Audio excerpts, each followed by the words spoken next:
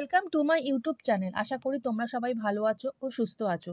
এর আগের ভিডিওতে আমি তোমাদের মাধ্যমিক পরীক্ষা সাজেশন দিয়েছি। যারা সেই ভিডিওগুলো দেখোনি তারা আমার চ্যানেলে গিয়ে সেই ভিডিওগুলো দেখে নিতে পারো। আর আমার চ্যানেলে যারা নতুন তারা আমার চ্যানেলটা সাবস্ক্রাইব করতে ভুলো না।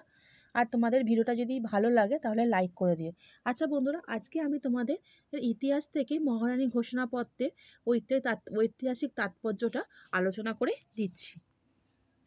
1857 খ্রিস্টাব্দের মহাবিদ্রোহের পর 1858 খ্রিস্টাব্দে ইংল্যান্ডের মহারানী ভিক্টোরিয়া ভারতে ইস্ট ইন্ডিয়া কোম্পানির শাসনের অবসান ঘটান এবং নিজের হাতে তুলে নেন ভারতের শাসনভার।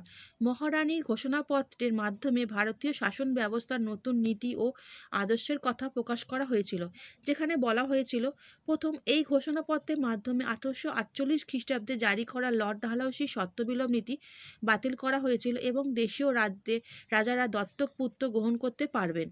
তৃতীয়ত, ভবিষ্যতে যে কোনো সরকারি চাকরির ক্ষেত্রে যোগ্যতাকে সার্বিক প্রাধান্য দিতে হবে। তৃতীয়ত, ব্রিটিশ সরকার জাতি ধর্ম বর্ণ নির্বিশেষে কারোর প্রচলিত সামাজিক ও ধর্মীয় রীতিনীতিতে হস্তক্ষেপ করবেন না। চতুর্থ, এই ঘোষণাপত্রে অনুসারে স্থির করা হয় যে সরকার দেশীয় রাজ্যগুলোর সাথে স্বাক্ষরিত চুক্তি ও সন্ধিগুলি মেনে চলবেন। পঞ্চম, ব্রিটিশরা ভারতের আর সাম্রাজ্য বিস্তার করবেন না। ষষ্ঠ, বিদ্রোহে প্রত্যক্ষ হত্যাকাণ্ডের সঙ্গে জড়িত ব্যক্তি ছাড়া আর সবাইকে মুক্তি দেওয়া হবে ইত্যাদি। এবং সপ্তম, দেশীয় ও রাজাদের রাজ্যে মহারানীর সরকার কোনো হস্তক্ষেপ করবেন না। মূল্যায়ন।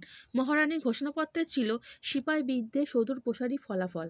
যদিও বা এই বিদ্রোহ পরবর্তী সময় সংস্কার ও পুনর্গঠনের নামে ব্রিটিশরা যা কিছু করেছিল বা প্রতিশ্রুতি দিয়েছিল তা সঠিকভাবে কার্যকরী হয়নি।